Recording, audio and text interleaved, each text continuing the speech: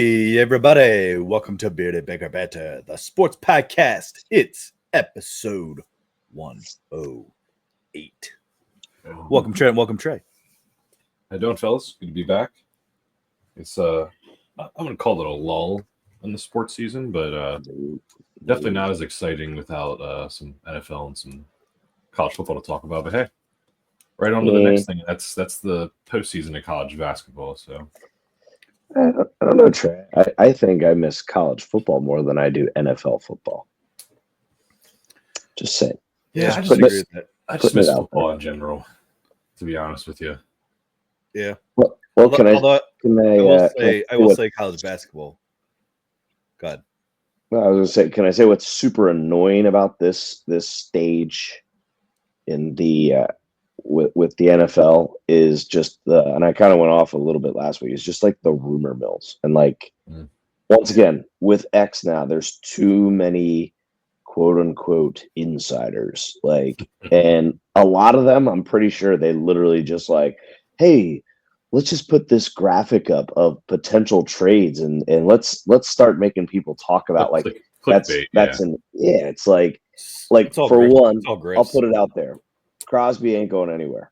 Okay. Now here we go. Ready? Trey's gonna say the Packers. You said this about the Banter Adams. Trey's gonna say the Packers. Tyler's gonna say he's going to the Niners. I'm just telling you right now. I'm not saying Max that. Crosby is staying. Okay, so I just want to kind of reiterate that. Tyler, mark the 212 and 108. Okay, clip that. Yeah. Just for okay. Future. If you want to clip that, then why don't you clip a beer bet that Max Crosby plays the entire season for the Ravens? That's stupid. Well, meow, little kitty cat. That's what I thought. So he plays the whole season for the Niners or for the Raiders. Yes, he plays the entire upcoming season for the Las Vegas Raiders. When's his contract up? They do. He's still under contract, but I believe because there's something that he still wants reworked. I think he wants more guaranteed money, which I'm okay with that. I think that actually helps even open up more cap space when you look at it. And Raiders have the number 2 amount of cap space available. So I think the Raiders are going to make more splashes of bringing talent in than they are going to see talent leave. But I will say this too. Can I just say one thing? If you can get 2 first rounders, you get 2 first rounders for Max Crosby. I think me personally, with where the Raiders are at, rebuild, go for it. This is more hypothetical though, and then we'll get into college hoops here. But who would you say is more valuable? Would you say Crosby's more valuable at this point in his career, or would you say Myles Garrett's more valuable? I mean, they're both stellar. They're both stellar defensive linemen. Yeah, I mean, you have a defensive player of the year in Myles Garrett, who's 29, absolutely in his prime, whereas Crosby, I believe, is 27, and some would say he's entering his absolute prime. Right?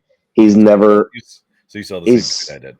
But he's never going to win a defensive player of the year because of who he plays for. Like statistically, the year that Myles Garrett got it, Crosby was better on all defensive statistics than Garrett that year, as well as better than the Watt brother in Pittsburgh, right? He was better than him statistically and did not get defensive player of the year because the Raiders they sucked. Like as simple as that. But I don't think you can make that comparison because Myles Garrett played for the Browns, the year they won it, they were the number 1 defense and in the playoffs with Joe Flacco. So yes, you can. If you win, you get the awards, especially that award. I'm not disagreeing with that. He also is probably the biggest freak of nature in the NFL, though. Like he did deserve it, I'd say. Like it's not like he deserved defensive player of the year. I think he's got a comparable to like Happy Gilmore story where he literally took a helmet off and beat some guy's head in with it. Like, that's pretty kind of like when Happy Gilmore talks about, I literally took a guy's skate and chased it, and that's a good publicist right there. Is that I think he was up for Man of the Year in like 2 years. Yeah. So that's a good publicist. I just go ahead, Trent. I think it's going to be a very uncomfortable situation for the Browns. Like whoever gets him, the Browns, I think, are actually playing a pretty smart at this point of like not showing any sort of budging, because you have to do that, because it's the only way that you're going to get like an absolute crazy offer. And there is going to be a team that is going to probably sit there and say, here's 3 firsts. And it's going to happen. Like, I just think it's going to happen eventually. But I think the Browns are going to play absolute hardball, which they should play some hardball, because you know what? That organization quite possibly made the absolute dumbest contractual move in the history of the NFL. So then do you really think that they're going to play it smart here and play hardball? Like, I don't know if there's enough intelligence to do that. They have to redeem themselves. Like, you have to. You screwed yourself. Yeah. With Deshaun Watson. You really did. 3 firsts for a 29-year-old edge guy. Like, and I know he's great, but like, yeah, you won't get 3 firsts. That's your whole future for a guy that's I'd agree with 2. Just remember, what did the Bears get? What did the Raiders get for Khalil Mack? Well, and you also got to realize this. And hey, you got to think about this too, is there are teams in win now situations, mine being one of them. When you look back at the Rams back when they did win it, they went all in, said, hey, we'll after we win it, we'll be roughly the next couple of years. I mean, you're right. There are teams that are in a must win now situation. Bills. That might, the Bills are another one. Bengals, maybe. Bengals. And I mean, that's T. Higgins is they're going to franchise tag. Like, that's, I don't know, man. The Bengals, I don't feel like they're run very well. No, they have a history of just look what they did with Carson Palmer. Like, Carson Palmer sat there and said, you guys are literally not getting me any weapons at any point. We're not retaining any talent. TJ, who's your mama? But and then Carson Palmer was pretty much like, yeah, please get me out of here. I want to leave now. So give it 2 years. If you don't keep Chase, you don't keep Higgins, you don't keep that nucleus there, man. Burrow could be the next superstar to say, hey, I demand a trade, because once again, contracts don't mean shit. Mm-hmm. They get to just say, I don't want to play here anymore. Trade me, or I'll just sit out. But I think it is showing, though, anybody that sits out, it really hurts them career-wise in the future. Like, I look at Le'Veon Bell, career was over. Sean Watson, I think career's over. Those are 2 guys off the top of my head that I know sat. Definitely sat. I'm not sure Deshaun Watson had a choice. Yes, he did. He was not going to play for the Texans. He never got a suspension, did he? Yes, he did. Yeah. But I thought that was when he was with the Browns. I don't know. It's something to look at. Remember. Yeah, I don't know. It'll be interesting. It was that weird year when the Texans basically like rented that coach. I think they rented 2 coaches back to back. One of them being Lovie Smith, and then there was another guy right before Lovie Smith, I feel like. Yeah. Right. Come on. No, it was a different guy, special teams guy. I think he was interim though at one point. Romeo Cornell. Yeah, that's a good call. There's a name. Wow, yeah. Don't hear much of him anymore. All right, well let's look at this previous weekend here with college hoops. A couple of big upsets, because I feel like that's just the weekends now. It's just what you got to deal with. Just the upsets, yeah. We should probably start with the biggest upset, and quite possibly. I mean, that's like a permanent like scar on that franchise, or that franchise. UConn? Yeah, UConn. Like, that is, you are losing to, I believe at that time, a 5-18 team. Mm-hmm. Yes, 5-18, now 6-18 team, and man, like, and I'll save something to say about UConn, but like, yeah, that's that one to me, because I was actually I was very close to saying, hey, take UConn minus 11.5. They're absolutely going to kill Seton Hall. They're horrible. And I was in shock when I saw that. I think we did talk about how horrible they are. Yeah, because we brought it up, and I think Trent, you were like, dude, they're terrible. Like they don't stand a chance. Yeah, but yeah, I don't know. There was some other upsets too. Purdue falling to Wisconsin. Purdue. And then the other big one was the nightcap of Utah upsetting Kansas. So, and if you are watching the game, if you watched the game last night, BYU is smacking Kansas around. It's not over. It's not over while we're recording this, but it's close to 30 points. No, it is 34 points. 33 points. Yeah. So, can I ask you, what's their problem? What is your guys' take on what is wrong with them? Because they were preseason number 1. I don't know. I mean, it almost. I don't want to say it's like, dude. I have no clue. I don't have any input on this. Like I was gonna make a comparison to the guys just hanging around forever, like North Carolina's guys are, and just being stale. I think it's like a staleness now. Can I tell you what I think it is? I think that they're almost like the Lakers of college basketball.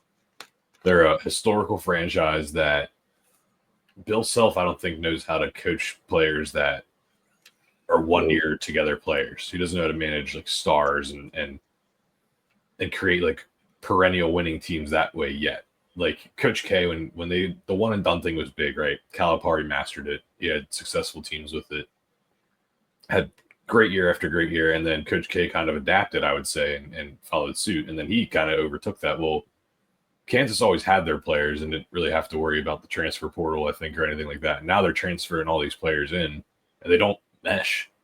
They don't look like they're playing offensive, a good offense or anything like that. Cohesive. Right. Yeah. It looks like really good players playing pickup ball together. It's not one-on-one basketball. Right. And I don't know who's to blame for that, the players or just the lack of structure from Self. Right. I don't know. So can I think this is a good discussion point is there's a lot of new crucial, how do I want to say it? What coaches now have to do in order to adapt to this environment is because it's no longer one and dones, like you're saying, it's now transfer portal, right? Right. And so it's almost on the lines of one of the key things that coaches now have to do is sort of like the job of a GM, which is roster construction. Yeah. Right. Mm-hmm. And you have to find your perfect pieces that all fit into the role. But you also have to have your centerpieces.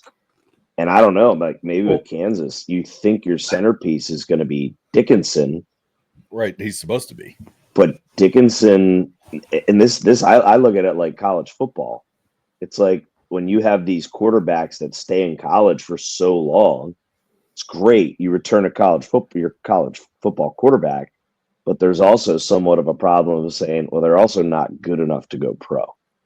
Do you know what I mean? There's the trade-off is they're good, but there's going to be even better talent. When it even goes to your stale comment, is there's going to be even better talent coming in that's going to be able to go to the NBA right away that now bypasses your superstar. When really your superstar, and how much a really good college basketball player. I look at it like this is Malawash for Duke is going to get drafted before Dickinson. Right. And Dickinson's more proven. Right. Which when you think of it, it's all potential and that just blows my mind. It is a tough. The college landscape is tough, but I love it still. I know some people are anti this. I love it. Trent, to kind of add on to your thing about the GM role being more important in roster building and finding I think I 100% agree with that. That is a huge part, but I think that's always been, even before the transfer portal, I think it's always been a thing that coaches do. That's how they recruit is, all right, I want this guy. This guy would be a great role player. He might not be a good guy, but let's get him here. And then guess what? Once they're there, they're there. I think the problem now is keeping players that you get.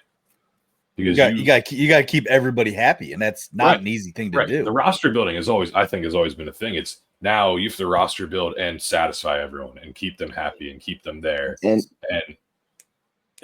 play in, like, not play into them, but like you just got to keep them satisfied. And if there's a role player, if there's a guy that you think is a role player that he doesn't see himself as a role player, and he's like, you know what, I'm only getting 6 shots, 8 shots a game. Like I need to be getting up like at least 13, 15. Like, what's he gonna do? I could go to LaSalle and be a superstar, and maybe make a little money in the process too. Like it's just that trade right there. You also got to remember you got to pay them. Right. And that's the thing. I think the problem now is keeping players, like, is getting them to stay. Yeah. Is there any even thought to the idea of, like, you know, Bill Self didn't land Hunter Dickinson right out of high school? Like, maybe it wasn't a style of player that he felt fit his roster, and now he's built around that, and he's finding, maybe this is why I didn't recruit him as hard in the first place, because in reality you would think Kansas can get the best of the best with their legacy. I was gonna say it, yeah, cream of the crop top. Dickinson was a force, like he, you know what I mean? Maybe he's washed for college basketball. National championship his first year, lost in it. Yeah, freshman year. That was Mario Chalmers. No, I'm just kidding. he was with Michigan. He was in Michigan. I know. Oh man, what was he with Michigan? Yeah, they did play in the national championship, I believe. But yeah, it's they're a team that's tough to figure out right now. But I kind of like that. I kind of like your mention of just like staleness of like rosters. Like, you almost look at some of the teams and you think like, oh, but they've been there so long, and I don't know. Like, I think your team is kind of that build a little bit, and I think your coach also failed to build a complementary roster this year to an RJ Davis. Like, RJ Davis having Baycott was like, that was the key. Like, that was absolutely complimented. Yeah, like you needed that. And I always look at Duke. Like, Duke usually needs a true point guard and somebody that can protect the rim, so that way offensively they can have their shooters shoot. Like this year, Proctor's able to just worry about being a shooting guard rather than handling the ball. And you got Malawash at the rim to protect the rim, you know, and Cooper Flagg can protect the rim pretty well too.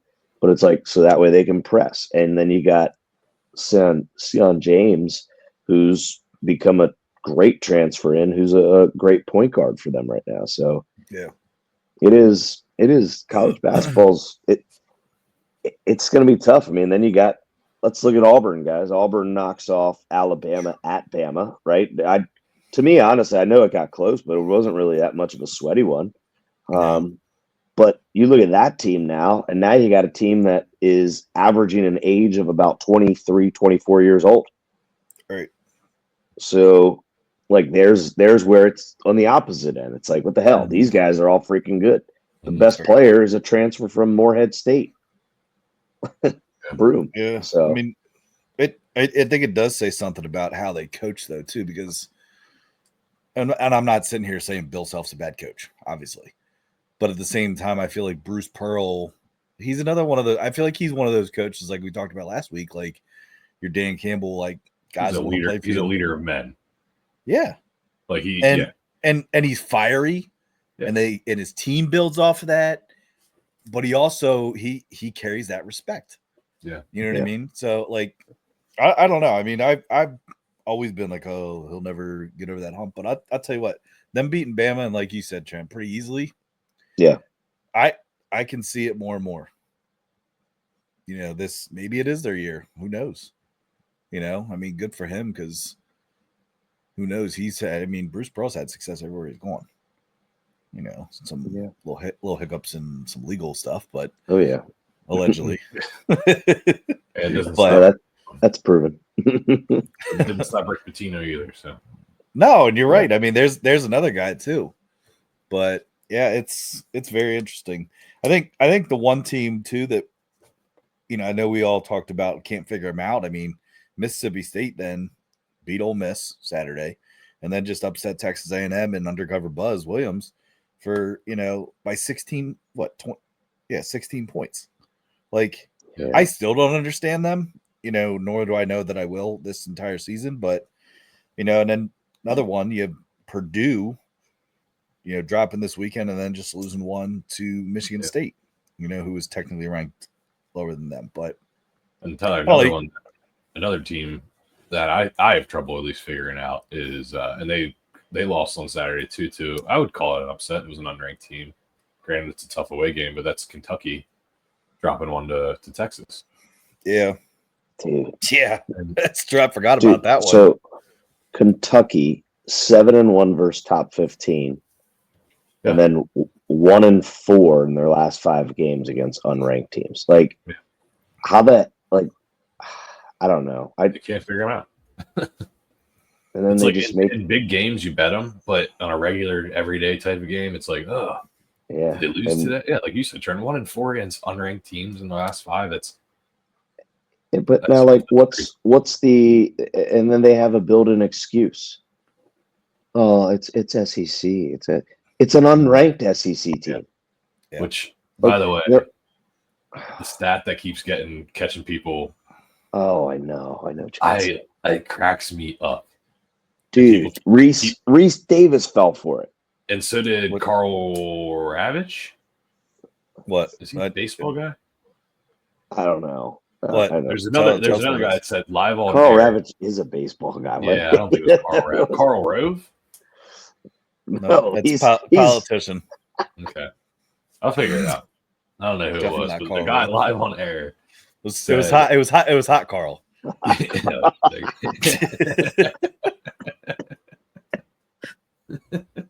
Oh, I saw that on a bathroom stall one time. Don't get the hot Carl sandwich. Oh gosh, I'm a little confused. So what you're saying? Oh no. Yeah, I thought you said I got one of those in the bathroom stall. Yeah, I was like, ooh, well, this is like Dumb and Dumber shit. Shit, no, I forget what I was gonna say. Sorry, someone named Carl. Oh, the stat that people keep falling for is that since January 4th, when conference play started, the SEC is 52-52 against each other. Yeah. People are like, yeah, there's just no one wants to come out on top there. And it's like, dude, they play each other. One team's gonna lose, one team's gonna win. Like it just cracks me up. Yeah. So many people. Yeah. And people love numbers and they like things to be because when you first hear it, you're like, wow, yeah, that's weird. And then you think about it, you're like, wait a second. No, it's the only thing that can happen. every damn conference, or Can you believe all this in college basketball? All these conferences are 500. As a tweet too, like some random account just tweeted it and got a bunch of retweets, went viral, and now everyone's falling for it. There's a couple accounts where I have to pause sometimes, like, oh nope, no, that was a fake one. Wasn't that when like Tyler fell for the wrist injury with Devontae Adams? That ended up being real. That was true. I know. I know. That was like funny. Tyler.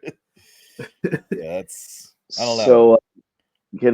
So what college basketball does, guys, is kind of similar to what like the college football playoff does. At a certain point in the year, they release like their official rankings, at least with their top 4 seeds in every single bracket or every single region.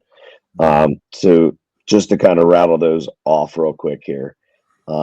Obviously, Auburn. This is via Andy Katz, correct? Yeah, but it is the official release from the tournament. Right. I know. I just want to give credit where it's. Okay. I see one by Luzardi.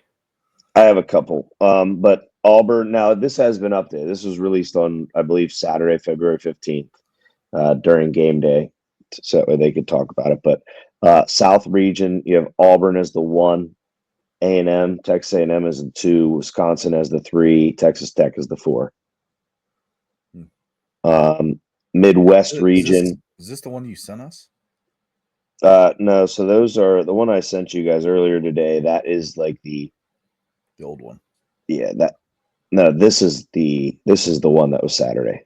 So Bama at this point Saturday was the 1 seed in the Midwest. Purdue was the 2, Iowa State was the 3, Kansas was the 4.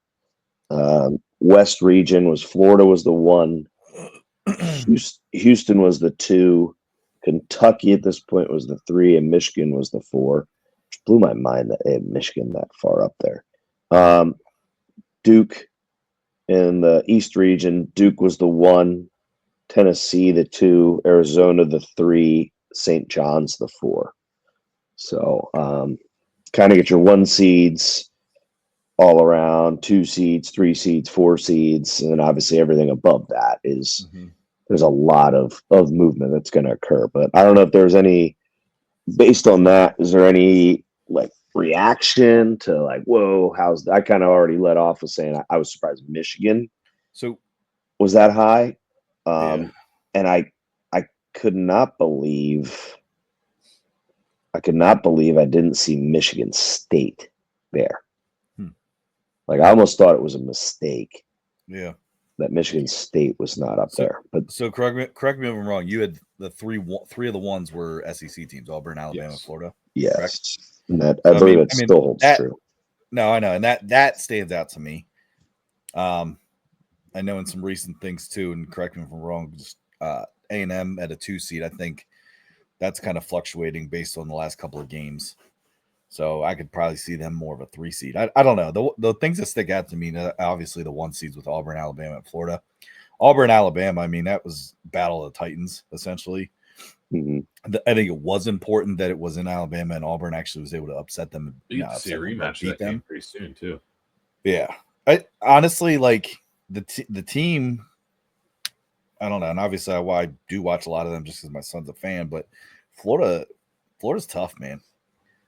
If they get going, if they let a team hang around, then there's potential upset. But man, if they can get going early and go up by like 10, 15 points relatively early, they don't let up and their foot's on the gas. And I know that coach, had accusations early and stuff. And I'm glad to hear that it was not true. But dude, he's got them playing pretty well, pretty good basketball, and respect to them because I feel like it's been a while since Florida was actually up there as high as they are. I believe they had them right now 2 seed. Am I right in saying that? 1. No. I'm sorry. Like overall AP 25. I think they're they're the number 2 ranked team in the country right now. Right. But so I don't know. That's a team to keep an eye on. I'm just going to say this tournament this year is going to be messy as shit. It is going to be so messy. Madness. I know. I'm just like, I think Trent, you'd pointed out earlier, like all the weird lines and stuff from gambling, they all went the weird way. And I feel like that's been a pretty last consistent thing. Yeah. Right. But like, I don't know, man. And then you have some of these teams that just drop the ball and, like UConn to Seton Hall, like what the hell? Like, what are we doing here? It's like, I don't know. Go ahead. Fun fact about this top 16 release that they did. At this same point in the year, 2 years ago, when they released their top 16, the UConn Huskies were not in the top 16. So something to also keep in the back of your mind. There could be they were not in the top 16 initial rankings before they went on their rampage of averaging double-digit wins for 2 years straight in the March Madness tournament. So it is something to just kind of like look at the top 16 and be like, ooh. But now I'm also looking at the top 16, and I think even just from this past weekend, I mean, I truly think that there's going to be a lot of teams that we're so used to seeing in there late just gone. Like I think Kansas first weekend team. I think Kentucky. I think Kentucky's going to be a first weekend team. Purdue's going to be a first weekend team. I just, and then there's a couple teams that, even though I'm surprised that they're in the top 16, I think they have the build to actually make a run. Like I look at Michigan. Michigan is a hard guard for a lot of teams in this tournament. You got 2 7-footers. You got 2 7-footers, and one has the ability to hit the 3 and handle and run a little pick and roll 7-footer to 7-footer. Like that to me is something. That's something that's hard for a team outside of the Big Ten to prepare for one day. Does that make sense? Yeah. Like that's what's so awesome about the tournament setup is like these teams literally play a game. They have to sometimes wait all day to see who they play next, and then they have to scout within 24 hours and go out and play again. And it is a beautiful, beautiful thing that I hope never gets too much adapted or changed. Yeah, because please God, just let it go. Just let it go. They're trying to make it 76 teams, but so what I was going to say, my biggest takeaway is, Trent, from your seedings and everything, and just I'm looking at a different one, but it's kind of relatively the same, just maybe different region placements. But I think one of the teams that is very highly misseeded, and this was released this morning. I think St. John's at 4, a 4 seed. I think they're a tough team. They're playing good basketball. 21-4, 22-4. One loss in the Big East, which it's not an easy conference by any means. I don't know. I just think them being a 4, they have Kentucky as a 3, Purdue as a 3. Like I just don't see those teams being better than St. John's. And also, Trent, you kind of alluded to it already. We might see Kentucky, Kansas, Gonzaga, and UConn all higher than 5 seeds in this tournament, and that's crazy. And like Tyler said, I mean, March Madness is crazy as it is, but that even makes for like a messier tournament in my eyes. Hey, make them a 16 seed while you're at it. Yeah. I'll tell you, a team that's on that route is Baylor. Holy hell! Yeah. That guy's had. Do you want to talk about Trey, like the Lakers right there? Baylor this past year, they went away from homegrown to a transfer portal conglomeration, and they're failing. You got Too many cooks can in the I, kitchen. Hey Tyler, hashtag that transfer portal conglomeration. Ooh. all right. Put it on a shirt, man. Spell check that. BTC.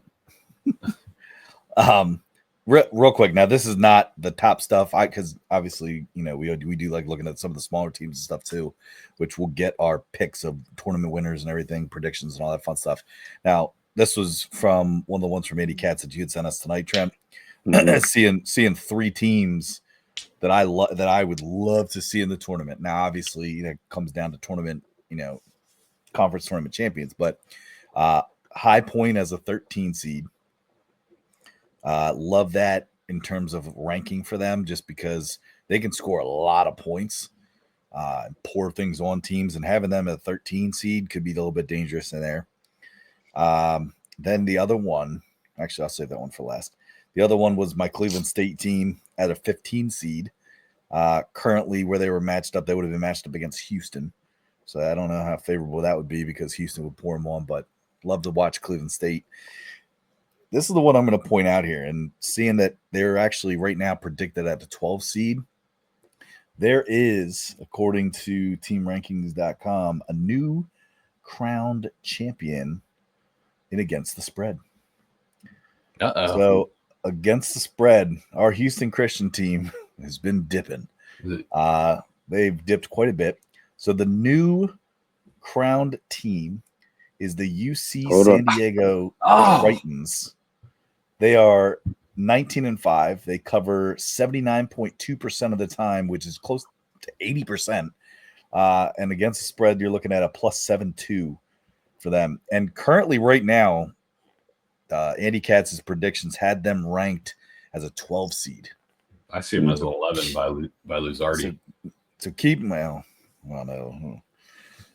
But keep them. So that would right now. Let's say, in this 12 seed matchup, they would be matched up against Ole Miss. That's funny. So, again, great teams. Great mascot too. Good teams. I know Triton's right. Good teams win. Great teams cover. But yeah, so just something to keep an eye on. The UC San Diego Tritons out of the Big West, and I believe they're currently also tied for first in the Big West with UC Irvine. So those UCs, man, both 12. Yeah, they're both 12-2 in conference. They're both 22-4 overall. Now UC San Diego is on a 7-game win streak. So just keep an eye on them right now because they're pretty hot. Mm-hmm. I don't know. What do you try? Who would win, a Paladin or a Triton? A Triton. It's not like a Stab trident. Yeah, that's what I'm envisioning. Like stabbing a paladin, like what Poseidon has. Yeah, right through the heart of the paladin, like radar. Wow. Yeah. Race car. Kayak. That's not one I've heard very often. Kayak. Yeah. How about that? That is a good one. Good job, Trey. Thank you. I like contribution. The one thing I know, Trey, you talked about this team last week. I looking at the Andy Katz prediction, which, by the way, I just want to say, I prefer Andy Katz much more over than Joe Lizardi. Okay. So, just gonna say, I like Andy Katz. He's a cool cat. Andy Cool Cats. There it is. Sounds like a new shirt coming out here soon. We'll see. Say with shades, Cool Cats. You just make him beat the shit out of Joe Luzardi. I'm not gonna make a fight shirt. You should. Oh, it would be kind of cool. Yeah. Make him hot Carl. I'm just kidding. All right. Trey knows where to get those. Trey has a gas station stall. He's got a stall. On Tuesdays. Down by the local sheets. It's buy one, get one. Buy one, get one. Half off hot Carls. All right. For dessert, Cleveland Steamer. Okay, so it'd be a peppermint fatty. I don't even know what that is. Don't explain it. Don't explain it. Okay. Anyway, I just figure it out. I look at that West region with down there at the 7 and 10 matchup, Creighton and Vanderbilt. And if you're Wisconsin, you have to play a Creighton or a Vanderbilt in the second round. Whew, yeah, that is a tough one. I mean, I always do that though. Is like I look at the potential, even for like 1 seeds. I see their 8-9 potential. I'm like, dang, that's a tough second game. But Vanderbilt's a tough team. I mean, I feel like they should have beat Tennessee last Saturday. They are. I once again, I'm just getting like a little sick of the SEC crap because, like, okay, I do believe Vanderbilt. Yeah, put them in. They're also sub 500 in their conference, but it's the SEC. But like, you look at a Texas who's 5-8 in their conference, 16-10 overall. I don't think they're in. Yeah. Arkansas bubble, even though they have Texas in, I should say that. Arkansas 4-8 bubble team. They're 15-10. Georgia 4-9, 16-10 overall bubble team. Oklahoma just got throttled tonight by Florida, and you're still going to put Oklahoma on the bubble at 3-10 in conference. Like, I'm sorry, if you're 3-10, you shouldn't be sniffing a goddamn bubble, right?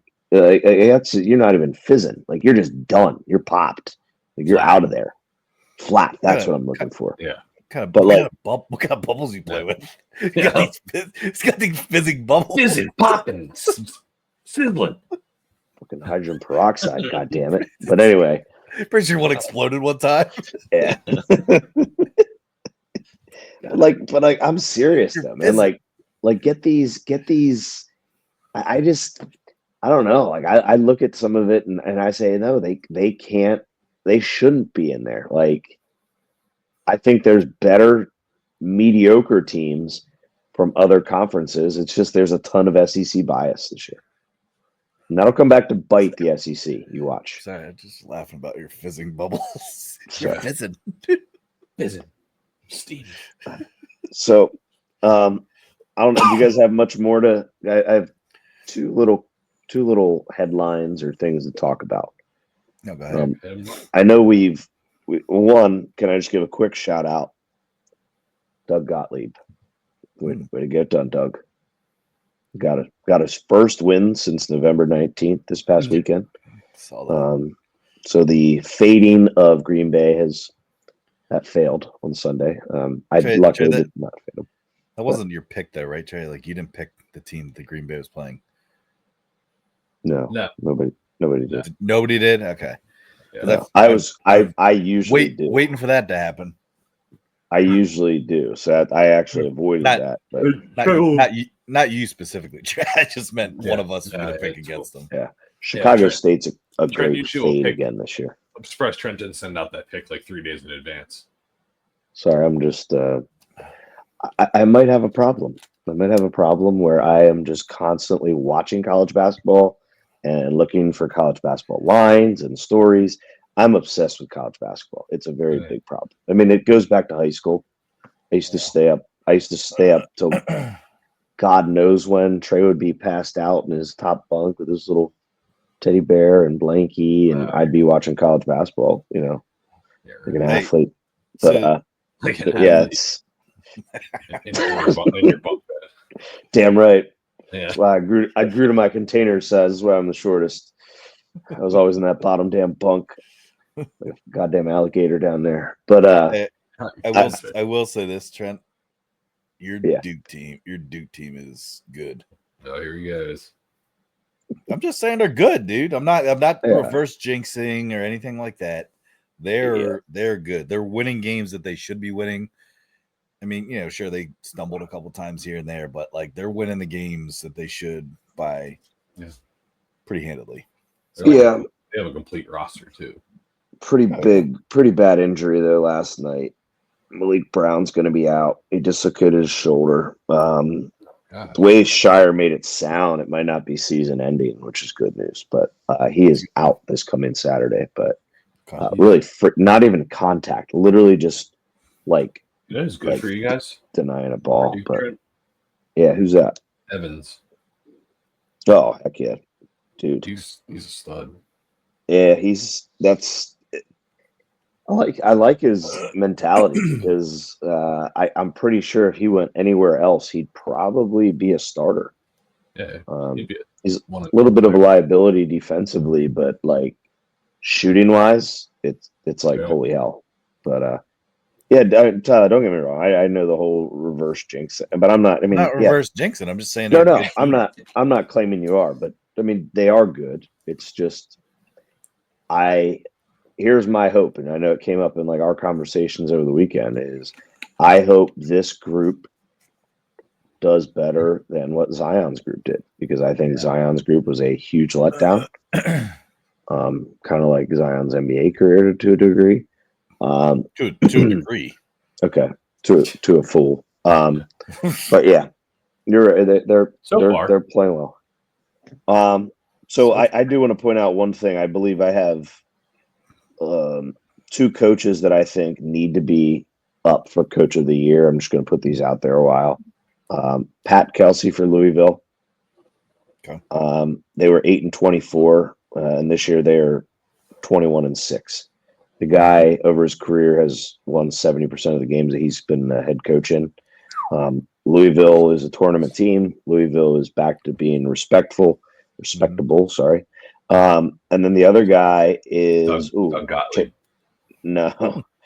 Trey, you're gonna have to help me with his name. His name just slipped my darn mind. Michigan's coach who came from Florida Atlantic. Oh my God. Damn. Sorry. Should have been more prepared. I apologize. But Underwood? No. No, that's Illinois' coach. Oh my God. It's a real simple name. But Bobby Knight guy. Former Bobby Knight guy. Dusty May. That's it.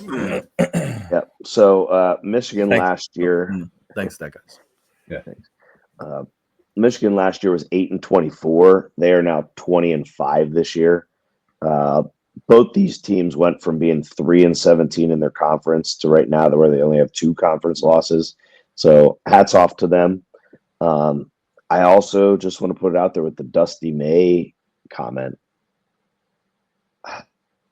This might be his only year at Michigan. UNC? No, his very deep ties, like I said, to Bobby Knight and at Indiana. Indiana's job is open next year. And I would say you think he now, leaves Michigan for Indiana? I think there's a very good chance. Indiana very good is chance. like the Notre Dame of college football when it comes to college basketball. No, that's a good comparison. It's a former blue blood, I guess, if you want to even it's a red. But I think Dusty May is a potential there, and then the other name that I think in the skin it's blue. Yeah. I think the other person that could go there is Tony Bennett. Tony Bennett to Indiana. To Indiana. I think that's why he left. There's something up. I mean, he didn't leave Virginia because of that, because they didn't. The head coach Mike Woodson, did not announce he was leaving yet at that point. Yeah. But it doesn't mean you didn't know. True. But just want to kind of put those out there. Yeah, but what about Rick Pitino? Nah, he stays. No, I'm not saying I'm saying coach of the year. Yeah, it's a really good. It's another good one. You put St. John's in the top 10. Mm-hmm. Like when the hell's that? In his second year is right, and hell, he had Iona. That's what he I mean. He had Iona as a feared mid-major or whatever the hell. Mm-hmm. I mean, yeah, no, I mean Rick Pitino's a freaking legend. Like let's be 100% honest. Like he and you know what? Hats off to him to be able to do it still in this day and age. I mean, he knows the tricks to get guys to come to his school. Hey, ladies. I call them ladies. Well, I guess they could be technically either. Yeah. Anyway. Allegedly. Oh shit. But, yeah. So what do you guys got? You got picks? We got picks today? Let's do it. Uh-oh. Bearded best bets.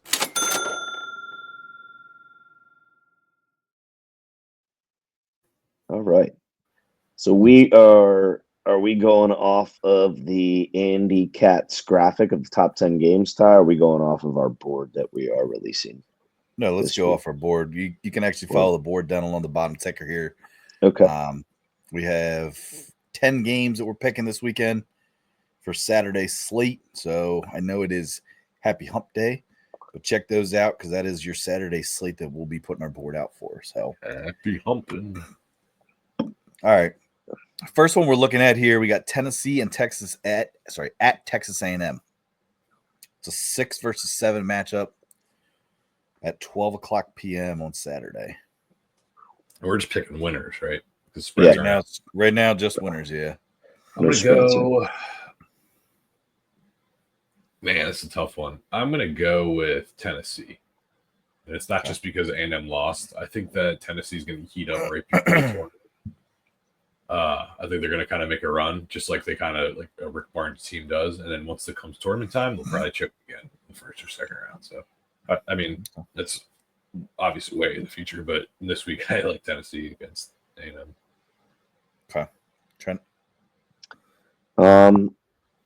This is a tough one because like my typical statistics are split. Whereas like shooting free throw percentage favors Tennessee, but in terms of rebounds, primarily offensive rebounds, Texas A&M is number 1 in the country in offensive rebounding. But then defensive overall, Tennessee obviously is a little bit stronger. I'm going to go with what we talked about 2 weeks ago. In this type of matchup, I'm going to say home court matters. So Texas A&M. I'm going Texas A&M. Mine is partially Trey because they did have a pretty bad loss to Mississippi State. And I just don't trust Tennessee. I'm guessing they're going to make Texas A&M a dog at home, which could actually be an advantage to take them, even though weird lines matter. So, but I'm going to go A&M over Tennessee. Excuse me. All right, next matchup we got here, 2:00 slate. We got Iowa State. Sorry, number 8 Iowa State at number 5 Houston. This is battle of the big dogs here, man. Beautiful game. What a beautiful game. Clash of the Tritons. I like Houston too much. I think Houston's really. I think they started out like 3-4, and from there on out, I don't think they've lost a game. They're 21-4 right now, 13-1 at home, 7-0 on the road, 13-1 in conference. And Yeah, they're currently on a 4-game win streak. Yeah, so I am 100%. That's right. They dropped one to Texas Tech by 1 point. I forgot about that. But yeah, and other than that, I mean, they've won out of their how many last games, they've lost 1 game. So they've lost 1 game since November 30th. They've lost 1 game. So no, I got Houston to win. This is gonna sound weird, but I feel like Houston does the opposite of what Tennessee does. Is they drop a game right before the tournament and then they get hot in the tournament. So I'm gonna go Iowa State here for that reason. I think it's gonna be the game that they drop. I mean, that's a fair point, Jay. I'm also gonna go Iowa State. I don't know, and part of that's a heart pick, just because they were my preseason Big 12 winner. I know they've had a couple bad losses recently. They're also on a 4-game win streak, 21-5 overall, 12-4 in the conference. They are 5-3 on the road, so that doesn't really favor them. But I'm still going to go with Iowa State. I think they pull it off and get it done. All right, next matchup here, we got Ole Miss at Vanderbilt. That's a 3:30 game. Yeah, I'm going. I think Vanderbilt's desperate. They are 10th in conference, 17-8 overall, but I believe we saw they're sub 500 in conference. So they need a good win versus a ranked opponent, and they're at home. So I'm going Vanderbilt. Wow. Okay. Yeah, I actually second that, Trent, and I think Vanderbilt's on the bubble of being on the bubble. They're in the tournament as of now, but I'm saying they have to keep winning and meaningful wins too, not just the games they should win. So yeah, I like Vanderbilt in this one. Like Trent said, I think they're almost in not desperation mode, but do or die mode kind of. Yeah, I mean, some people that have them as, I believe, a 10 or 11 seed, but I'm going to go with Ole Miss on this one. Ole Miss has been struggling a little bit, so they're limping around as well. But I think Ole Miss gets it done here. I think Vanderbilt has kind of peaked already, so I think they're going to kind of slide a little bit. So I'm going to go Ole Miss here. All right, next one, we got 4:00 game. We got Clemson at SMU. I am very intrigued by this game. I can't wait to see what the line is.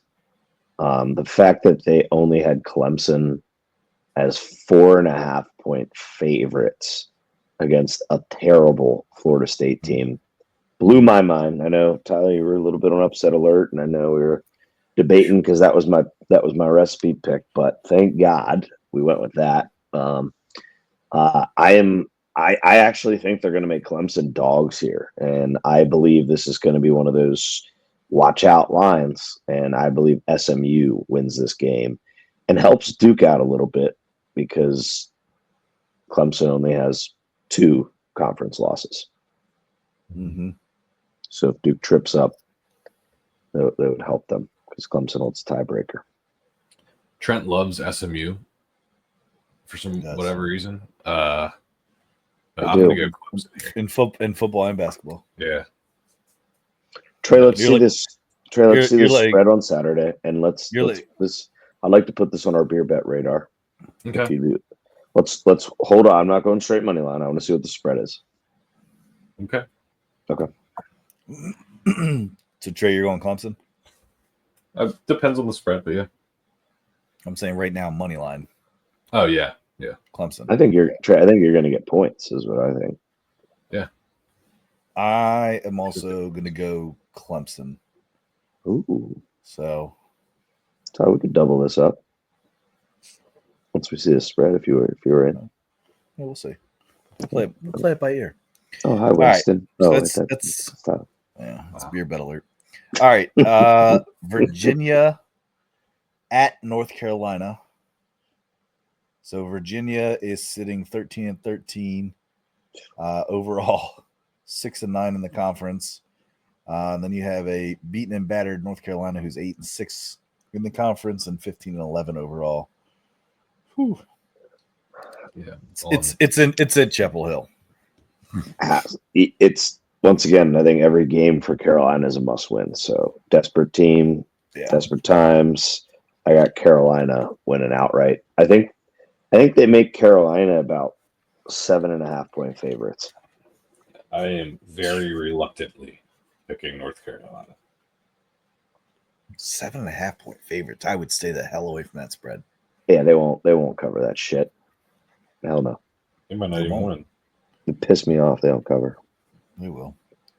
They'll win. All right. Yeah, I'm on Tar Heels. It's in Chapel Hill. You're right. They're desperate. They need to win games. 6 o'clock game. We got Kentucky at Alabama. 6 o'clock. 17 Kentucky net number 4 Alabama. I'm surprised they actually dropped Alabama 2 spots like that. Yeah. Just saying. Well, I think it goes to show you they're not 100% sold on them when they didn't make them number 1. Like that was kind of BS, but I get why because of the matchup. They're gonna make them earn it. But I'm just going safe here. I think Bama wins. They're going through a gauntlet of a schedule. I know this whole record of Kentucky versus ranked teams, but on the road at Bama's fans need to bring the exact same type of intensity that they did against Auburn. It's just simple as that. Yeah, I'm also going Bama. I mean, not an easy pick because Kentucky just plays good teams well, but you got to go with the team that's better on paper and on the eye test. Alabama 10-2 at home, Kentucky 2-5 on the road. I am going Alabama. Don't think this one too hard. Alabama wins. Next, we got 8 o'clock game here. We got St. Mary's at Gonzaga. St. Mary's won the first matchup, right? They did 62-58. Okay, I'm gonna go Gonzaga here just because of the home game. These teams usually split even when Gonzaga's good. Just be careful. St. Mary's is 7-1 on the road. I understand. I just in the conference rivals, I would say they are always Absolutely. Top 2 teams. So I just like Gonzaga, especially at home. And I wouldn't say that they're a sure shot for this lock in the tournament either. So no, they probably are. But not for. I mean, what are they projected, like an 8 or 9 seed? They are right now an 8 or 9. Yeah. So I mean, it's not like I don't know. They're not a shoo-in. I wouldn't call them that. So they do got to keep winning and playing team stuff. So I like Gonzaga. Is this their last year in the WCC? I believe so. Yeah. Where are they going? Where are they going? They're going to the Mountain West. Okay. Yeah. Which is I like the move because they would die. They would die in the Big 12. But I mean, watch out. Gonzaga coming off of a huge win, 52-point win over Pepperdine. Wow. That was sarcasm. Oh, wow. Gonzaga's hot right now, 7-3 in their last 10, 4-game win streak, but give me the Gales. Give me the Gales of St. Mary to sweep the Bulldogs. Wow. Absolutely gonna happen. I'm going Gonzaga. Is this another one? I agree, Trey. They usually do split. This one's at Gonzaga, so I think they just beat each other up, dominate the WCC. What happened to that 7-1 on the road, Ty? What happened to that? Well, if you look at the other side of that coin, Gonzaga's also 13-1 at home, so yeah, kind of cancels each other out. Because they conveniently left that out when you. Well, no, I was looking at one team and then I looked at the other team, so now okay. They haven't played the Gales. Okay, all right. Next matchup at home. Yeah, the Gales haven't played Gonzaga away. To each his own, Trey. To each his own. That class half empty or half full? It's water under the bridge. That's what that is. All right, next matchup, 8:00 game here. We got Illinois at Duke. Hey, easy Ty. What? Don't be cursing a blue streak at me. No, that's that we can all. Sorry. Let's move on. This is I'm sure this is a pretty clean. Why are you throwing that shit? Clean Duke pick. I actually think that Duke might be favored by 16 or more. It's neutral site. All right, but I'm not saying they're going to cover that, Trent. But I think that right now they are really, really taking a lot of points from Duke in terms of the spread. Like they are heavy favorites. Like it's tough. It would be tough to ever pick them just as a straight up without an alt line of some sort because I feel like the last 3 or 4 games it's been 14 or more. So it's I hate those lines sometimes. It's just they're tough. It's too tough to make a safe pick. You're right, but especially against Illinois, who can randomly show up sometimes, and because they're not bad. They've been a top 10 team at points in this season, right? But right now they're hitting a little. Now their big man broke his wrist. Mortez. Duke lost their former ACC Defensive Player of the Year to a dislocated shoulder. So both are out this Saturday. But I don't know. Madison Square Garden, Duke travels well to the Northeast region, especially in New York City. I think there's going to be a ton of NBA stars in attendance to just watch Cooper Flag. So Cooper Flag needs to, if Duke's going to kill him, he needs to put a freaking show on. I hope he does. I really maybe put some sort of sticky tape on the bottom of his shoes. So he doesn't slip near the end of the game. It's all right. You learn from your mistakes, and the cream will rise to the crop top. All right, next 8 o'clock. Cooper. Next 8 o'clock game here, we got number 15 Missouri at Arkansas. Who, like you just, I think one of you guys pointed out the fact that Arkansas has 3 conference wins, right? 4. Sorry, 4 and 8. 4 and 8 in the conference, 10-4 at home, 3-4 in the road, 15-10 in the conference. So Missouri, on the other hand, I like they're pretty terrible on the road though. Yeah, that's why I like Arkansas to beat Missouri. I hate how you say that. I know you're going to say that too, but Arkansas. I think Calipari's little feisty speech that he gave. I don't think that's what's going to make them win, but I think that they're going to have a decent win over Missouri now, and that people are going to run with it and be like, see, like he just knows how to fire up his team, he knows how to get them going, like he gave them tournament chances now. But I just can see that storyline play through like over and over again on ESPN. So I think they're gonna do it. Like I said, it's not gonna be that reason, but that's what they're gonna kind of play it as. So Arkansas will beat Missouri. I don't know. Oh, sorry. You going the Razorbacks too, huh? I just am. And what's going to be crazy is, once again, I'm predicting a very tricky line here. I think they're going to make Arkansas like 1.5, 2.5 point favorites. I really do. even though Missouri beat them by 18 earlier in the year, obviously at Missouri, but I got Arkansas. Arkansas is, once again, I just think desperate teams that need a big win to keep their tournament life afloat. Arkansas going to be a tough place to play. So I'm going to say that the line's probably going to be 6.5, 7.5 Missouri. I don't think they cover that, but I do think Missouri wins. Ooh. I can't wait to see those points, Ty. I might take you on that for a beer bet. That's fine. We need to launch some beer bets, guys. We got to get the beers flowing, man. I know, it's been a while. Yeah. I know, since football season, I feel like we have not beer bet. Not at all. College football season.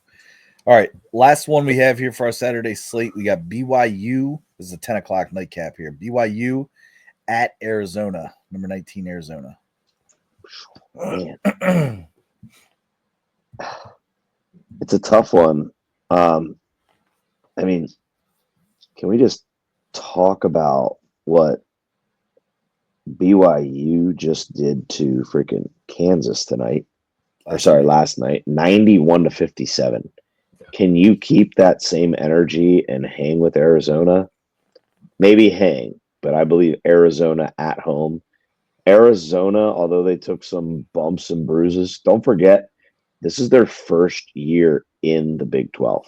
Mm-hmm. They are used to a very cakey Pac-12 schedule, and they're actually doing pretty darn good in the Big 12. And I got Arizona to win this.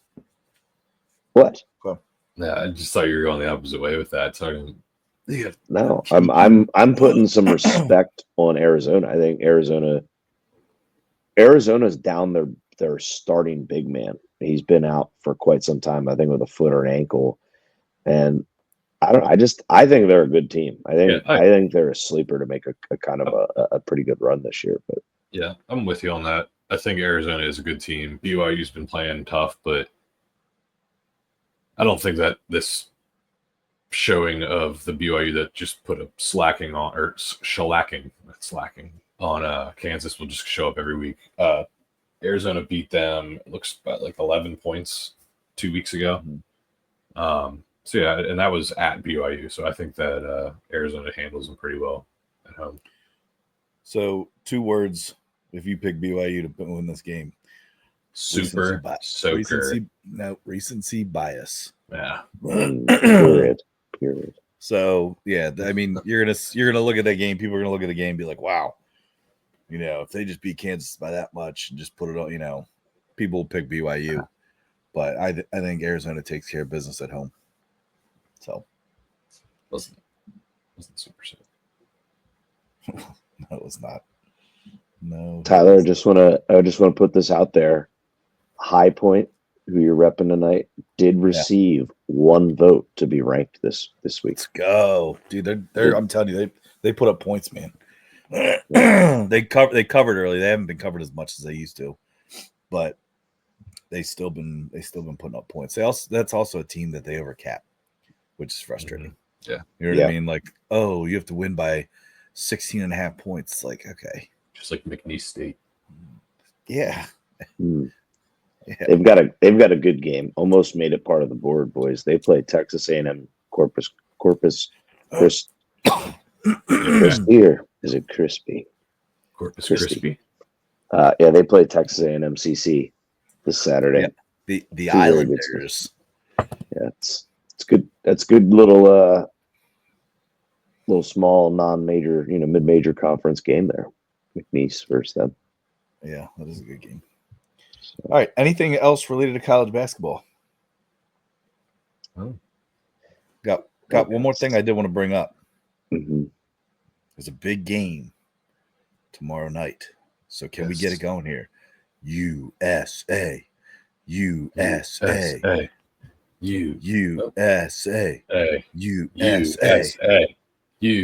What? He's so late. No, I'm not. I'm on time with you guys. No, Trent wasn't even saying it. I couldn't because I feel like we'd be all on 3 different pages. I don't know. All right. You got to at least give a chant here, Trent. Otherwise, you're going to bring bad luck. USA. USA. USA. Gotta go beat the Canadians Again. I believe the championship game. That's right. Again, I believe the game is in Boston. Am I correct in saying that? Yep. Anybody? Yep. Sure has got parked the car.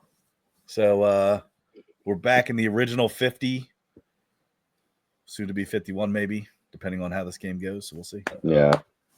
Do we? Their national anthem. That's what I was going to ask you. I mean, how? Like that was pretty low on their end for their fans. I'm pretty sure that's why you saw that game open the way it opened. Yeah. There's and the other thing too is listening to I think it was Brady Kachuk talk after the game is he and some of the other guys talked about like there is some bad blood between some of the players, not just because the Canada versus USA kind of thing. I think it was planned even before they moved because they said they were talking about it in the group chat, and I think it might have been, but I'm saying there's also some bad blood between like actual NHL teams with some of those players too that they were like, hey, let's get it going here. Yeah. But I mean, the Kachuk brothers showing up, becoming the Bash brothers, and then TJ Miller literally taking on that was a Goliath, David versus Goliath matchup because not like when you looked at when he started to fight, I'm like, he comes up to like his chest. Yeah. And he still hung with him. It was like, all right, dude. I love it. But it was a good scrap. So that's your big thing to watch here on Thursday night. So bring home the victory of the United States, man. You gotta keep Connor McDavid to like a human level, not he's a superhuman level. Like he flies, dude. He's so fast. Dude, so I hope it's just because this is a little like it makes me nervous about it is like remember we did this in the Olympics where we beat them but then we lost to them in the gold medal game. Like I don't want that shit. I want let's win this damn thing.